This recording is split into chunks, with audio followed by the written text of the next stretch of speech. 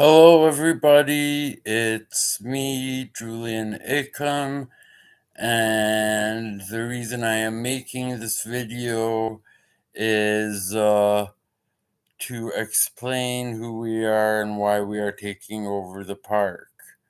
The reason I am making this video was I have invited a class to come and visit, and I totally forgot about that. And there I was carrying like a bunch of bags of food, uh, and they started asking me questions, and I think I answered their questions okay, but the points I wanted to make didn't really come up. So the question is, who is the Allen Ryan People's Community Defense Brigade, and how were we formed?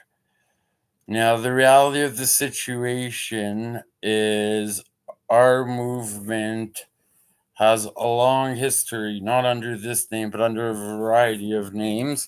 Excuse me, this thing's falling off.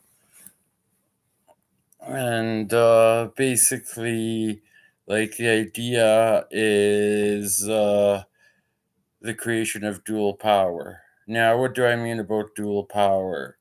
I'm talking about a theory put forward by people like Gramsci and put into action by people like Lenin. Dual power is the idea that, like, at the end of the day, depends on itself, and people go to the community to solve its problems instead of going to the police. So, say someone comes and kicks the shit out of you for no reason or some stuff. The idea is that we ourselves would be the one that would deal with that and not the police. After all, we want the police out of our communities. We've seen members of our communities murdered by police, from Bo Baker to the shooting in the last few weeks. Police in Kitchener are trigger happy. And the reality is, since the collapse of the Soviet Union, the end of the bi-party division of uh, the world has changed. And when I say the world has changed, what I mean is that back in the day we had Keynesian economy. Like, this was a result of the fact that the Communist Party of Canada in the 30s, before they sold out, before all the crap happened, uh, they had power. People were joining communist parties everywhere. In 1919, in Hungary, you had an uprising that led to the creation of a socialist state, and the capitalists were scared shitless. So the reality is that Lord Keynes, a big anti-communist, came up with the idea of Keynesian economy. That is, to borrow things from socialism to make sure that capitalism stays in power. Stuff like free education, free health care, and all these things that we've enjoyed here. Now, in 1990, with the collapse of the Soviet Union and everything, we've started seeing, first with Bob Ray and then with Mike Harris, we've started to see attacks attacks on people, attacks on the most vulnerable. And we've seen the sort of class war as the multinational corporations have been flexing their muscles and have been trying to put the working class in its place. In their head, according to their philosopher Fukuyama, history has ended. We've reached the end of history. Capitalism is the highest stage of development. Therefore, we have to accept this. Those that don't accept this are rogue states. This isn't Fukuyama, this is Clinton with the invasion of Yugoslavia, like the whole idea of rogue states, and therefore we have the right to go and interfere in the affairs of any state that does not follow the Paris Accord. In the same way, internally, there has been a war on poor people. There have been cuts to welfare. There have been cuts to social programs. People have been losing their homes. Back in the day, street people were not really an issue. Now you're seeing whole families sleep on the streets. So out of this came the ARA because fascism started growing at the same time as part of this movement, and fascism had a foothold in Kitchener. So, with out of this came ARA, which first started to fight fascists and later started to become another group called the Youth Collective, which was fighting the causes of people going to fascism. And what am I talking about? I'm talking about the attacks on poor people. I'm talking about the attacks on welfare. And our idea was that if our community is attacked, be that by politicians in city council, we have disrupted city council meetings before, or be that by police officers. We have had a cop watch, and we do have a community patrol now, which also watches out for brutal cops. Like, the reality is that we won't stand by outside the gates of Auschwitz. And what do I mean by not standing by the gates of Auschwitz? I'm talking about not being a good German. We live in a settler society that was created by genocide. Genocide still exists. And, like, the reality of the situation is, although Native people make approximately 2%, according to Statistics Canada, which I don't believe. And that's like a whole nother thing. The whole blood quota thing, similar to Nazi Germany. Like, literally, the idea of blood quotas, like whether or not you're Native based on your blood, is very similar to whether or not you are Aryan or non-Aryan or whatever bullshit. So yeah, the idea was we eventually like started fighting Mike Harris, and it got to the point where people were calling for a general strike. But the unions at this point in time told everyone to vote for the NDP, and we saw how that happened and like what happened after that. And so it came to our attention the need to build a revolutionary organization based on revolutionary ideology that puts the needs of the people first. Now, if you go to people and start talking about Marx, Lenin, Foucault, and whatever, they really don't give a fuck. What was Lenin's slogan? Bread and peace. Those are the two things that people care about: bread and peace. Given that, right now we are having attacks on housing in Kitchener. There are more and more people becoming homeless. The vacancy rate, I think, is 1.7 right now, and shelters are shutting down. People will tell you that the region voted for a lot of very positive things, but there is no timeline. Elections are coming on really soon, municipally and really regionally. So these votes might, this like thing might mean nothing, right? And so if the city will not feed and shelter the people of Kitchener. We have taken it on ourselves to do that. Not because we're saints, not because we're good people, not because we're nice, but because we are creating dual power. We are creating neighborhood to neighborhood, block by block organizations that are fighting back. So why Alan Ryan? As I explained in the last video, Alan Ryan was someone who fought for the most vulnerable, and as a result of that, he was murdered.